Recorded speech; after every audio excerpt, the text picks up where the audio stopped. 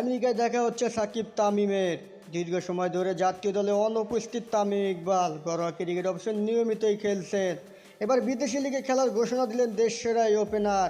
সামাজিক যোগাযোগ মাধ্যম এক্স এক ভিডিও বার্তায় জানালেন আমেরিকান ন্যাশনাল লিগ ক্রিকেটে দেখা যাবে তাকে। জানা গেছে আগামী 4 অক্টোবর থেকে 14 অক্টোবর পর্যন্ত চলবে 60 বলের অর্থাৎ 10 ওভারের এই টুর্নামেন্টটি। ডালাসের ইউনিভার্সিটি অফ টেক্সাসের উদ্যোগে প্রথমবারের মতো আয়োজিত এই টুর্নামেন্টে অংশ নিচ্ছে 6 দল। 10 ওভার এই টুর্নামেন্টে খেলতে এরই মধ্যে চুক্তিবদ্ধ হয়েছেন তামিম ইকবাল। টুর্নামেন্টের অফিসিয়ালি এক্স অ্যাকাউন্টে প্রকাশিত ভিডিও বার্তায় তামিম জানান, আগামী 4 অক্টোবর থেকে 14 অক্টোবর পর্যন্ত ডালাসে অনুষ্ঠিত হতে যাওয়া আমেরিকান ন্যাশনাল ক্রিকেট লিগে আমি অংশ নিচ্ছি।